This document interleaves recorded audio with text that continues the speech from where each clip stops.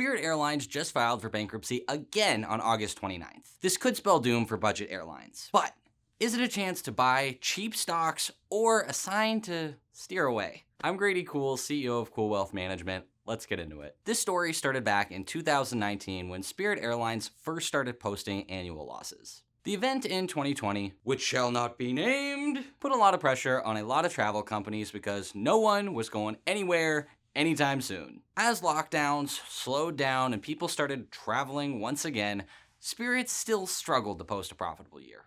Then in January 2024, Spirit Airlines tried to merge with JetBlue only for it to be blocked by a federal judge. Basically, the judge said that all the budget airlines can't all combine into one mega budget airline. Because of the lack of competition, prices would go up and they wouldn't be so budget anymore. In October 2024, Spirit announced $80 million in cost-cutting measures, including furloughing 186 pilots and downgrading 120 captains into first officers. No profits, people are going to get let go. They also sold 23 planes for a total of $519 million. Just a month later, they filed for Chapter 11 bankruptcy. Through a financing deal with some of their bondholders, they were able to convert some of their debt into equity for those bondholders and continue to stay afloat for a little longer. At the beginning of 2025, they announced more layoffs, as well as they had more than 50 different planes where engine problems were a big issue. They did receive some compensation for the recall on some of the engines from Pratt & Whitney, but they were still struggling. In February, the courts did approve Spirit's reorganization of the company. Spirit was going to aim for more of a premium model, bringing them closer to a regular airline. Well, that is a lovely thought. They also managed to post losses for both March and June. Now, on August 29th, they posted for bankruptcy again! This has broader implications for the airline industry. Budget airlines that are complete bare bones are struggling. You know, the ones where you get on and you're scared that, hey, maybe this airline ain't gonna actually make it to my destination. Airline companies that go a step above this, that have at least some decent level of customer service, are doing significantly better, such as Southwest or Allegiant. Since the rise of inflation from 2022 to 2024, lower income families have been feeling tight on money and struggling to get by.